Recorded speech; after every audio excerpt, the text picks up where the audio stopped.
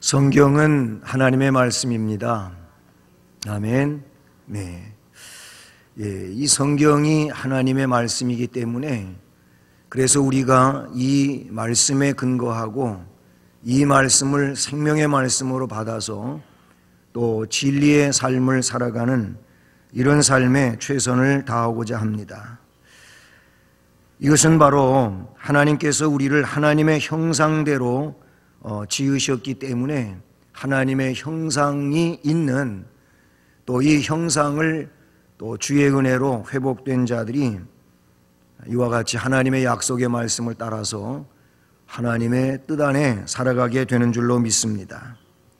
창세기 1장 26절을 우리가 볼 때 그 말씀을 하나님께서 인간을 만드실 때 하나님의 형상과 모양대로 지으셨다. 흙으로 빚으시고 그 코에다가 생기를 불어넣어서 생명이 되게 하셨어요. 영적인 존재가 되게 하셨죠. 그것은 영이신 하나님하고 영적으로 교통할 수 있도록 그렇게 하신 것을 말씀해 주십니다. 하나님의 형상으로 지음을 받았고 피조 세계에서 가장 고귀한 존재, 인간들이 흔히 말하는 것처럼 인간을 만물의 영장이라고 하지 않습니까? 그것은 곧 하나님이 하나님과 교제의 대상으로 지으셨음을 말씀해 주고 있죠. 그런 인간이 최초의 사람이 타락을 했잖아요. 창세기에 보면 3장에 타락 사건이 기록이 되어 있어요. 그래서 아담 안에서 태어나는 모든 인류는 전부 죄의 성향을 가지고 이 죄의 근본 속에 태어나게 됨을 말씀해 주고 있죠.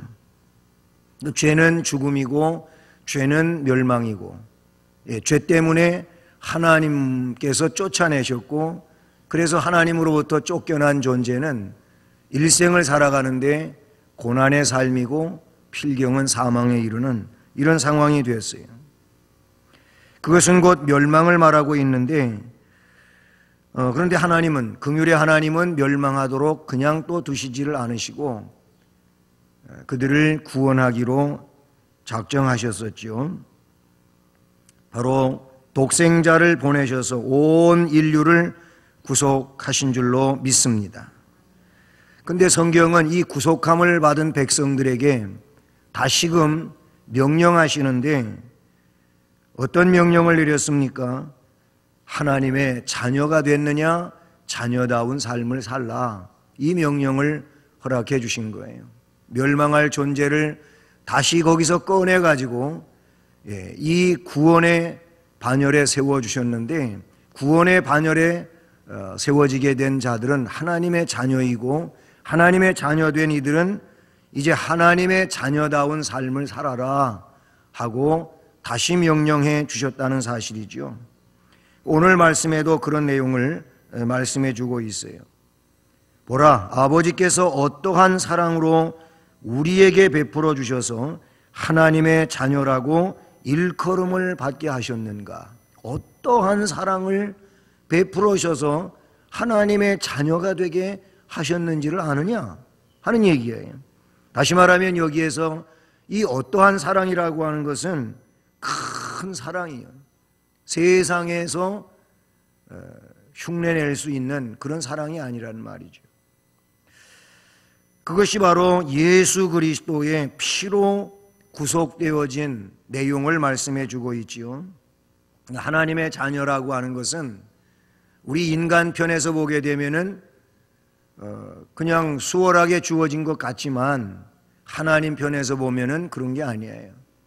하나님 편에서는 거기에 상응하는 값이 지불이 됐다는 거죠. 죄를 속량하기 위하여 값이 지불이 됐다는 것을 말씀해 주고 있어요. 자, 오늘 이 말씀은 하나님의 가족이 됐다는 것을 먼저 말씀을 해 주고 있죠.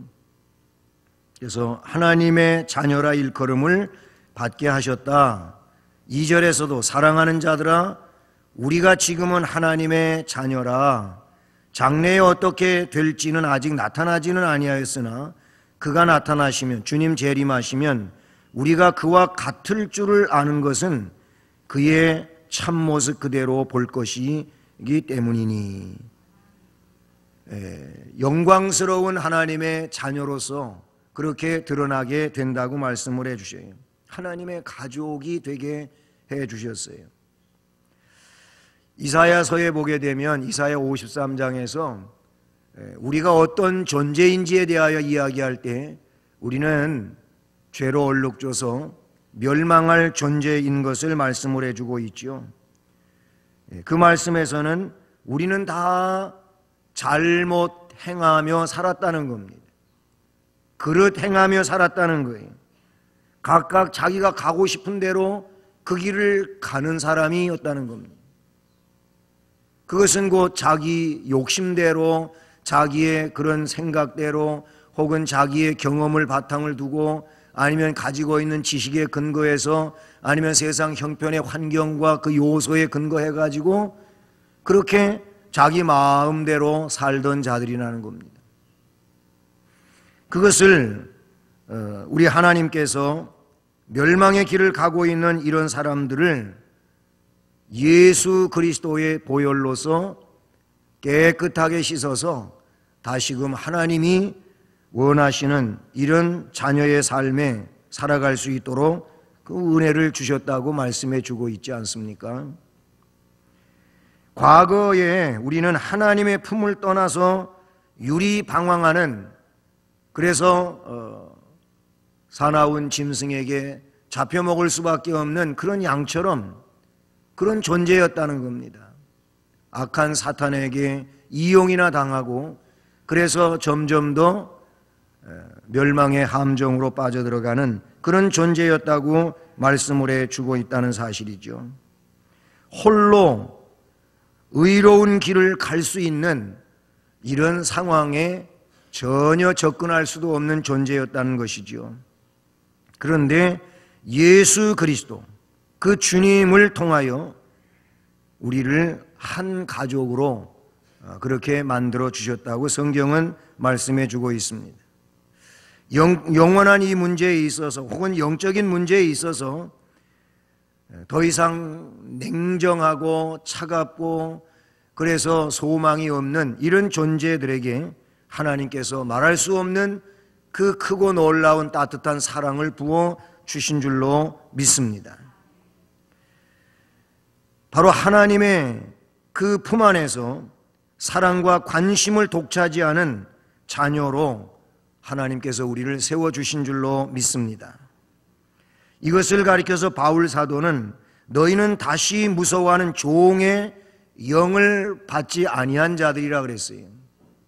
종의 영, 이것은 멸망할 수밖에 없고 또 무섭고 두려운 이런 내용인데, 그런데 바울 사도는 예수 그리스도로 말미암아 다시 무서워하는 종의 영을 받지 아니하였고 양자의 영을 받았으므로 하나님을 향하여 아바 아버지라고 부르짖으며 하나님께 간다는 거예요. 여러분, 하나님을 아버지라고 부르라고 우리 예수님이 가르쳐 주셨잖아요. 하늘에 계신 우리 아버지요, 그렇게 부르라 그랬어요. 너희들이 기도를 드릴 때 바로 너희의 기도의 대상은 하늘에 계신 아버지라는 겁니다. 그 하나님이 아버지가 되신다는 거예요. 그래서 그분을 향하여 아버지라고 부르라 그랬어요.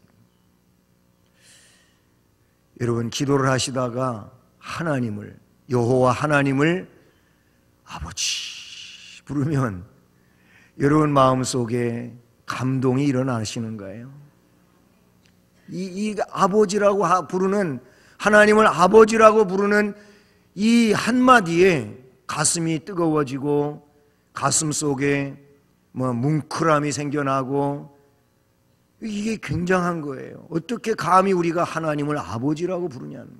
근데 주님께서 그 하나님을 아버지라고 부르라고 말씀해 주셨어요. 이것은 정말 놀라운 은혜가 아닐 수 없습니다. 그리고 우리에게 주어진 세상에 다시 없는 하나님이 주신 축복인 줄로 믿습니다. 이렇게 하나님의 가족이 됐어요. 그래서 우리는 기뻐할 수 있고 또 행복해야 할 수 있고 담대할 수 있고 소망이 넘치는 이런 삶을 살아갈 수 있게 된 줄로 믿습니다. 앞에 잠시 말씀을 드렸지만 이런 일은 오로지 핏값을 지불하시고 자녀로 삼아 주셨기 때문에 하나님의 가족이 됐어요. 다른 말로 하면은 권속이 됐다, 이렇게 말할 수 있는 거예요. 예수 그리스도께서 피를 흘리셔서 그 핏값이 지불되어짐으로 우리의 죄를 속량하는 그런 값으로 주님의 피가 흘려졌다, 그런 얘기. 그래서 하나님의 자녀가 됐다는 겁니다. 요한복음 1장에서도 그 부분을 그렇게 말씀하고 있어요. 예수를 구세주로 믿는 이 믿음에 근거하여 하나님의 자녀가 되는 권세를 부여받았다고 말씀하십니다. 믿는 자들에게는 하나님의 자녀가 되는 권세를 주셨다고 말씀해요. 그리고 이것이 사람의 혈통으로 되어지는 것이 아니에요. 사람의 어떤 이 정의 줄에 근거해 가지고 만들어지는 것이 아니라는 거예요. 하나님에 의하여, 전권에 의해서 그렇게 만들어지는 것이라고 말씀해 주고 있죠. 그러니 은혜가 아닐 수 없어요. 하나님의 주신 놀라운 선물인 줄로 믿습니다. 이렇게 하나님은 우리를 고아처럼 버려두지 아니하시고 자녀로 삼으시기 위해서 대단한 값을 지불하셨다는 겁니다. 예수 그리스도의 핏값을 치르고 우리를 구원하신 것이죠. 우리 성경 이 요한일서 앞에 베드로 전서의 말씀을 한번 살펴보겠습니다. 베드로 전서 1장 말씀 18절과 19절, 18절과 19절 같이 읽어봅니다. 시작. 너희가 알거니와 너희 조상이 물려준 헛된 행실에서 대속함을 받은 것은 은이나 금같이 없어질 것으로 된 것이 아니요 오직 흠 없고 점 없는 어린 양 같은 그리스도의 보배로운 피로 된 것이니라. 아멘. 분명하게 우리에게 말씀해 주시는 내용이지요. 너희 조상이 물려준 헛된 행실, 이것은 죄에 오염되어 있는 그 죄 때문에 전적으로 부패되어지고 타락한 모습, 이런 상황을 말하고 있어요. 조상으로부터 물려받은 헛된 행실은 그런 겁니다. 그런데 거기에서 대속함을 받은 것은 세상에 있는 은이라든지 금이라든지 이런 물질에 의하여 되어진 것이 아니고, 그런 것들은 없어질 것인데 그런 없어질 것으로 된 것이 아니고 오직 흠이 없고 점이 없는 어린 양 예수 그리스도의 보배로운 피로 되어졌다고 말씀하십니다. 할렐루야. 예수를 구주로 믿어야 하고 예수님의 보혈을 의지해야 하는 이유가 바로 여기에 있는 것이죠. 그렇습니다. 그리스도의 보배로운 피 때문에 우리는 구속함을 받게 되어 하나님의 자녀가 된 줄로 믿습니다. 그러니 우리는 이 하나님의 사랑, 예수 그리스도의 구속의 공로, 이것을 깊이 깨닫고 그 안에서 기뻐하고 즐거워하는 이런 삶을 살아가야 되는 줄로 믿습니다. 예수 그리스도를 통해서 우리에게 주어진 이 사랑은 놀라운 사랑이 아닐 수가 없어요. 이 사랑 안에 사노라 하면서도 우리가 연약하기 때문에, 부족하기 때문에 예수님을 부정하는 때도 없지 않아 있었잖아요. 그리고 신앙적 삶에 열심을 내지 못하고 오히려 뜨뜻미지근한 가운데 그렇게 살아온 날들도 많이 있지 않습니까? 변함없이 주님을 사랑해야 되는데 그렇게 변함없이 주님을 사랑하지 못하고 여러 가지 세상에 몰입이 되어서 우리의 믿음이 부실하고 열매를 맺지 못하는 이런 때도 많이 있었다는 사실이죠. 그런데 요한복음의 말씀에 보니까 그런 우리를 우리 주님은 끝까지 사랑하신다고 말씀하셨어요. 할렐루야. 어느 만큼 하다가 야 너는 도저히 안 되겠다. 너하고는 이제 더 이상 관계를 못 맺겠다. 그러니 너는 이제 나하고 아무것도 아니다.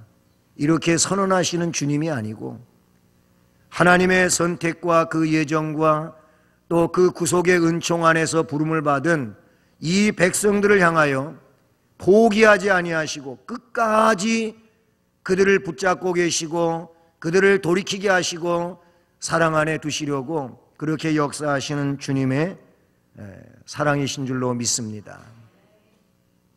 우리 주님은 그런 사랑으로 우리를 사랑하시는 주님이신 줄로 믿습니다. 우리는 이런 사랑을 깊이 깨닫고 감사하는 믿음 생활이 되어야 될 줄로 믿습니다. 주님의 사랑은 한마디로 말한다면 온전한 사랑 아니면 참 사랑이라고 볼 수 있는 것이죠. 그래서 포기하지 않는 사랑으로 우리를 사랑하시는 주님이신 줄로 믿습니다. 그걸 오늘 본문 1절 말씀에서 다시 말씀을 보십시오. 1절에서 뭐라고 말씀하냐면 보라 아버지께서 어떠한 사랑을 우리에게 베푸셔서 하나님의 자녀라 일컬음을 받게 하셨는가. 어떠한 사랑입니까? 이것을 요한복음 3장 16절에서는 하나님이 세상을 이처럼 사랑하사 독생자를 우리에게 주셨다고 말씀하고 있어요. 하나님이 세상을 사랑하는 사랑은 세상에서 이것 이외에 또 다른 그런 사랑은 존재하지 않는다고 말씀하시는데 그것을 어떠한 사랑으로 사랑하였는지를 우리가 알아야 되지 않겠느냐 그 얘기. 이처럼 사랑하신 우리 하나님의 사랑을 우리가 기억할 수 있기를 주님의 이름으로 축복합니다. 그게 바로 자신의 목숨을 내어주신 거예요. 그리고 그 피와 물과 피를 아낌없이 쏟아 부어주시고 그래서 하나님의 자녀 되게 하시고 하나님의 가족이 될 수 있도록 해주신 이런 은혜를 우리에게 허락해 주신 줄로 믿습니다. 그래서 오늘 말씀은 그런 하나님의 자녀된 자들에게 하나님의 가족이 된 자들에게 그 자녀의 삶을 살라고 말씀해 주고 계신 줄로 믿습니다. 그래서 오늘 3절에서는 이렇게 말하고 있어요. 주를 향하여 이 소망을 가진 자마다 그의 깨끗하심과 같이 자기를 깨끗하게 하느니라. 아멘. 여러분 하나님 나라에 대한 소망을 가지고 계십니까? 천국에 대한 소망을 여러분이 분명하게 가지고 계시냐는 거예요. 이 소망을 가지고 있다면 그래서 이 말씀에 주를 향하여 이 소망을 가진 자마다 주님이 다시 오심을 확실히 믿고 기다리는 사람은 천국에 대한 소망을 가지고 있다면 그분의 깨끗하심처럼 자기 자신도 깨끗하게 하느니라 그랬어요. 이게 진실한 신앙의 사람들이 세상 속에 살아가면서 그가 누리는 삶의 내용이라고 볼 수 있는 것이죠. 신앙 안에 살아간다 하면서도 많은 사람들이 그리스도의 사랑을 잘못 이해하고 있기도 하고요. 그래서 하나님의 자녀가 되었으면서도 그에 대한 직접적이고도 구체적인 하나님의 섭리의 손길이 자신의 삶 속에서 잘 이렇게 드러나지 아니하고 그러다가 보니까 신앙생활에 힘을 갖지를 못하잖아요. 이렇게 신앙생활에 그런 힘을 갖지를 못하다가 보니까 좀 시간이 경과됨에 따라 가지고 하나님의 존재에 대해서도 반신반의하고 천국에 대해서도 역시 그러한 마음을 갖고 있고 그래서 어떤 이는 신앙생활 자체를 부정하고 포기하는 이런 일에도 이르게 된다는 거예요. 그러나 하나님의 말씀은 하나님의 자녀된 참된 증거는 곧 뭐냐? 십자가의 길을 가는 거라고 말해주고 있는데 그것은 연단의 과정을 겪으며 가야 된다고 말씀해 주고 있다는 사실이죠. 히브리서 12장 6절 말씀을 보면 이렇게 말씀에 기록하고 있어요. 주께서 그 사랑하시는 자를 징계하신다. 그가 받아들이시는 이들마다 채찍질 하심이라. 하나님이 하나님 자녀로서 진짜 사랑하는 이 사람은 항상 어떻게 열심을 내며 그 길을 갈 수 있도록 징계하신다는, 잘못된 길에 서 있으면 거기에 대하여 하나님이 징계하셔요. 어떤 때에는 채찍질도 하신다, 그런 얘기예요. 그렇게 해서 신앙의 열심을 가지고 그 길을 갈 수 있도록 그러신다는 거예요. 그러면서 거기에 주시는 말씀이 뭐냐면 사생자, 아들이 아닌 자, 자녀가 아닌 사람을 관리 대상으로 삼지 않는다는 거예요. 그냥 아무렇게나 살아도 멸망의 길에 빠져 있어도 관심이 없다는 겁니다. 그냥 내버려 둔다는 거예요. 그러니까 신앙생활에 바른 삶을 살아가지 않고 있는데 아무 문제가 없다면 이게 진짜 무서운 거예요. 그렇잖아요. 내가 신앙의 정로 안에 있지 아니하고 하나님이 원치 아니하시는 그런 길을 가는 듯 살아가고 있는데, 그런데도 하나님의 어떤 사랑의 채찍이 주어지지 않는다면 이거 하나님이 버린 자라고도 볼 수 있잖아요. 이게 무서운 거라 그런 얘기예요. 그래서 내가 꼭 하나님은 진노의 하나님, 두려움의 하나님, 그래서 무서운 하나님, 그런 하나님으로 바라보라고 여러분에게 말씀을 드리는 것이 아니고, 우리가 신앙생활을 해 나갈 때 이렇게 바르지 못한 삶을 살아가는 데에도 하나님이 나한테 무관심하게 그냥 놔두는 것이라면 이게 문제가 있다, 그런 얘기예요. 하나님은 하나님이 사랑하는 자를 히브리서 그 말씀과 같이 징계하신다는 말이에요. 왜냐하면 그렇게 해서는 안 되기 때문에, 그것이 곧 하나님이 원하시는 일이 아니기 때문에 거기에서 돌이키도록 징계하시고 때에 따라서는 채찍질도 하셔가지고 그를 온전케 만들어주시는 하나님의 사랑이 함께하는 줄로 믿습니다.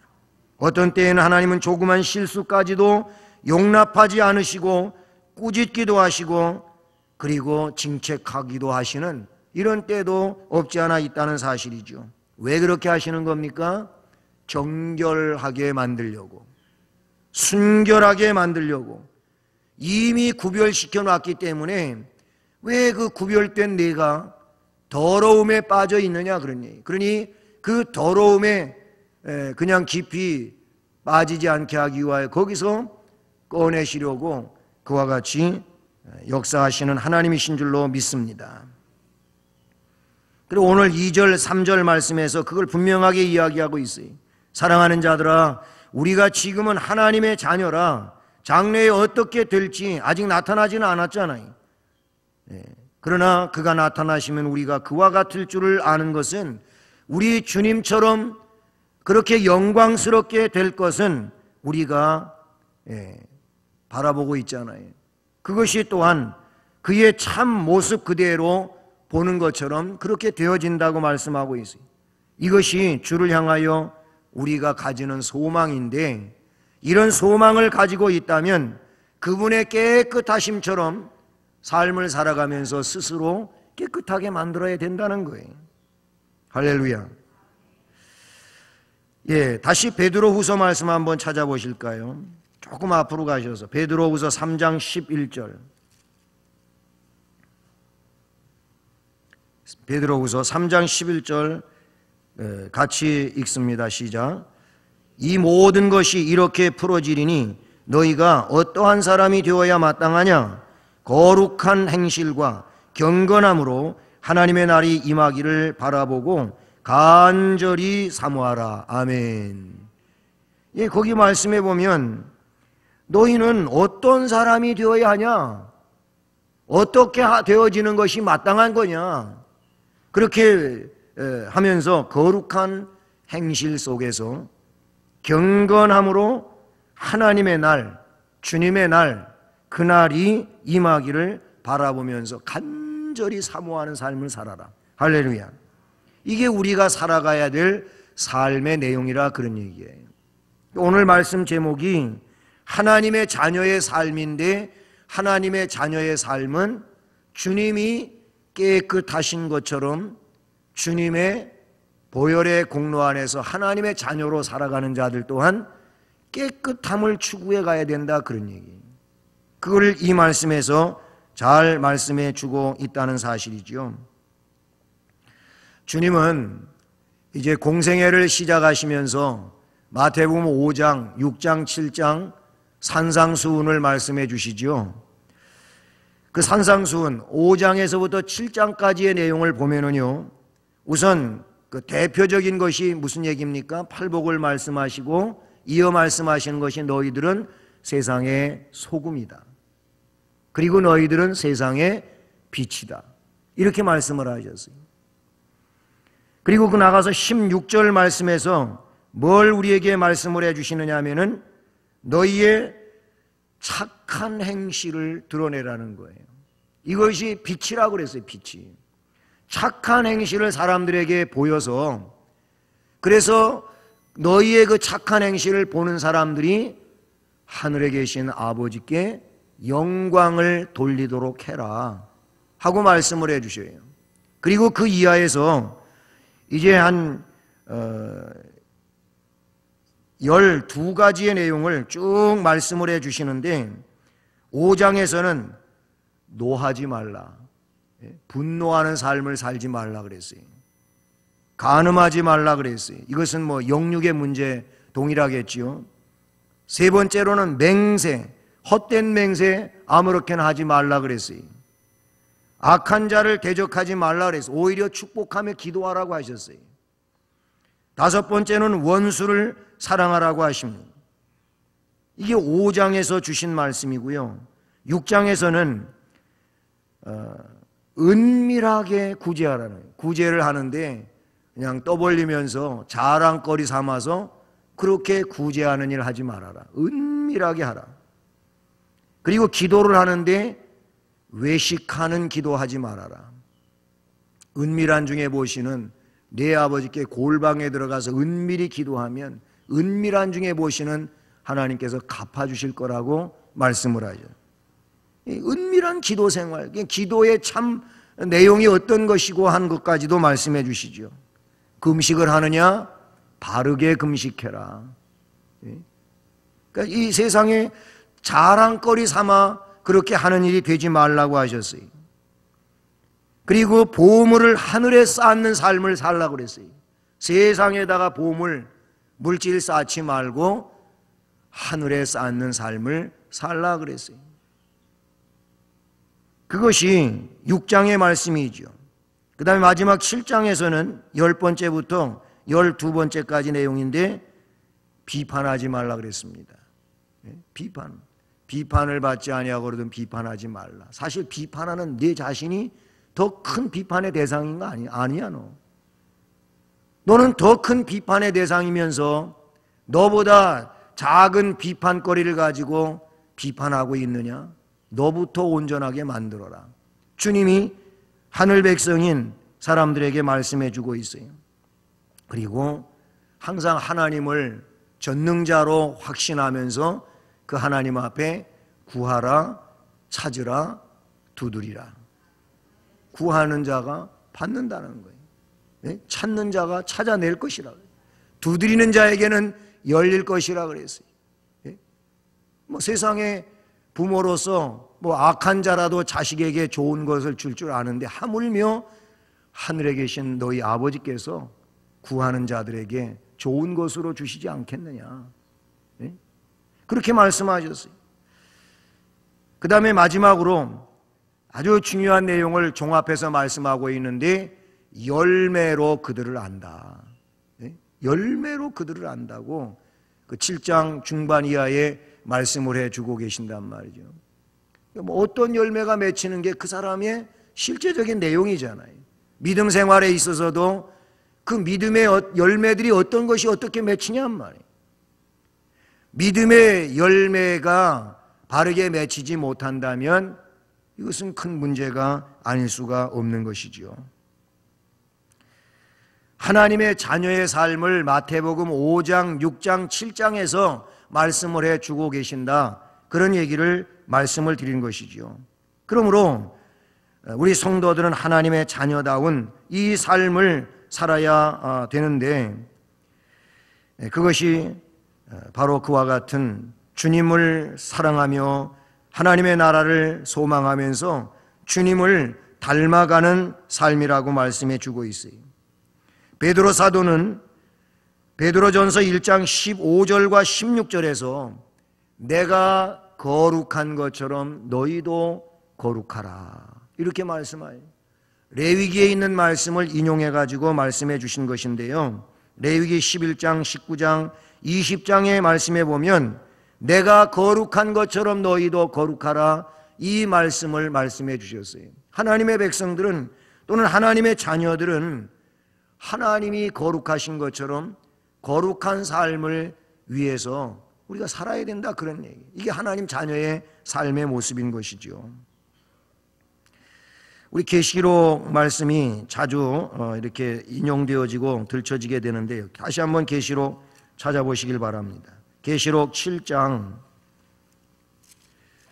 몇 군데 한번 찾아보시고 말씀을 마무리하도록 하겠습니다. 7장 14절 시작. 내가 말하기를 내 주여 당신이 아시나이다 하니 그가 나에게 이르되 이는 큰 환난에서 나오는 자들인데 어린 양의 피에 그 옷을 씻어 쉬게 하였느니라. 아멘. 거기 말씀에 하나님 보좌 앞에 흰 옷을 입고 큰 무리가 나아가는데 이들이 곧 어디에서 오는 자들이냐, 이들이 누구냐 라고 할 때 뭐라 그러십니까? 큰 환난에서 나오는데 어린 양의 피에 그 옷을 씻어 쉬게 했다. 할렐루야. 예수 그리스도의 보혈에 씻어서 쉬게 된 자들이라는 거예요. 이거는 예수 그리스도를 온전히 믿은 믿음의 사람들을 말씀하고 있다고 볼 수 있는 것이죠. 그런 삶은 뭐예요? 신앙생활에 있어서 주님이 깨끗하신 것처럼 깨끗하게 되어지기를 소망하면서 그렇게 정결한 신앙의 의식 속에서 삶을 살았다는 것이죠. 14장 4절 말씀, 계시록 14장 4절 14장 4절 시작. 이 사람들은 여자와 더불어 더럽히지 아니하고 순결한 자라 어린 양이 어디로 인도하든지 따라가는 자며 사람 가운데에서 속량함을 받아 처음 익은 열매로 하나님과 어린 양에게 속한 자들이니 그 입에 거짓말이 없고 흠이 없는 자들이더라. 아멘.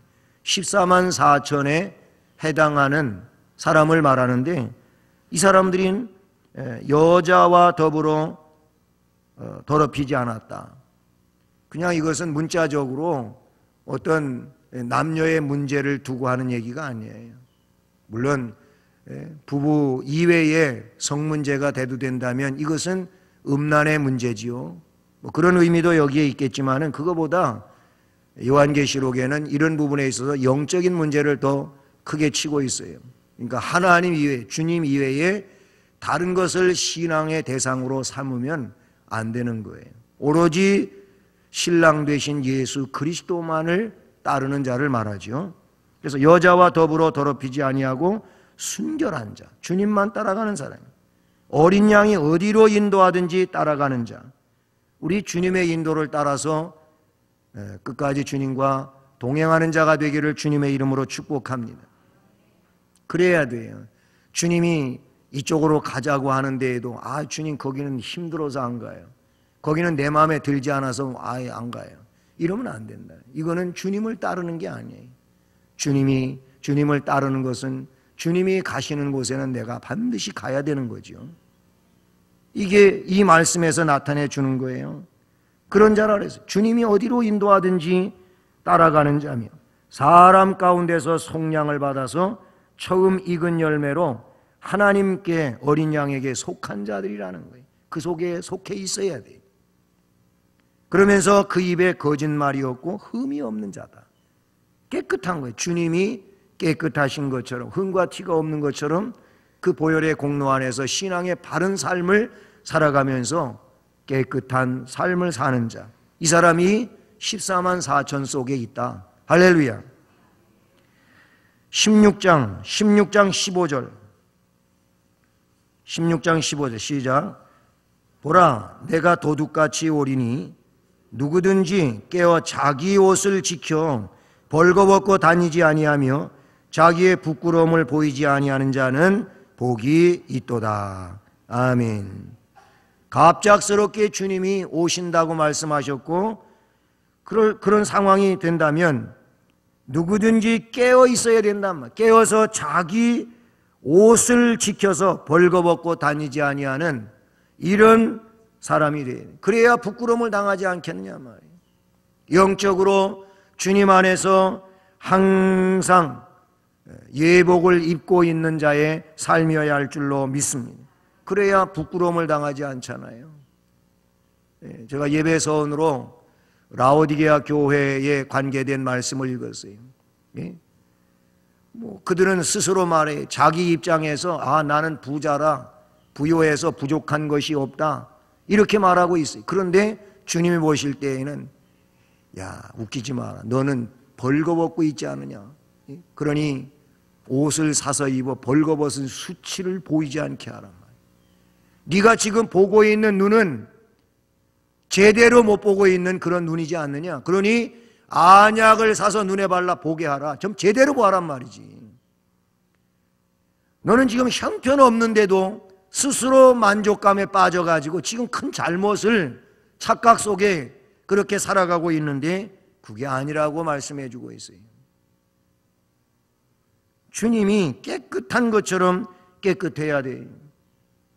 예복을 입고 항상 준비된 심령으로 그렇게 살아가야 되는 줄로 믿습니다. 한 군데만 더 찾아보실까요?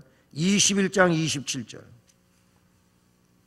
21장 27절. 21장 마지막 절이죠. 읽습니다. 시작. 무엇이든지 속된 것이나 가증한 일 또는 거짓말하는 자는 결코 그리로 들어가지 못하되 오직 어린 양 생명책에 기록된 자들만 들어가리라. 아멘. 그 27절 앞부분에 보면 무엇이든지 속된 것, 가증한 일 결코 그리로 들어가지 못한다 그랬어요.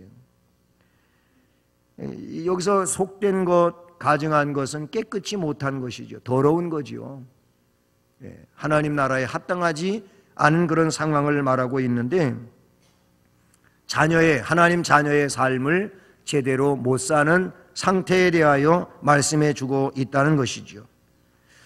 사랑하는 성도 여러분, 우리는 하나님의 자녀의 삶을 바르게 살아야 될 줄로 믿습니다. 왜냐하면 우리에게 그 놀라운 사랑으로 사랑하셔서 자녀 되게 하여 주셨거든요. 예수 그리스도의 피값을 지불하시고 우리로 하여금 자녀가 되게 해 주셨어요. 그래서 예수 그리스도 안에서 영원한 소망을 바라보는 우리들은 이제 주님의 깨끗하심처럼 깨끗한 그런 모습으로서의 삶을, 성도의 삶을 살아가야 되는 줄로 믿습니다. 이 삶을 위하여 이 어지럽고 혼탁한 시대 속에서 보다 더 바르게 살아가는 그리스도의 순결한 신부, 정결한 신부로서의 삶을 바르게 감당하는 우리 모두가 되기를 주님의 이름으로 축복합니다.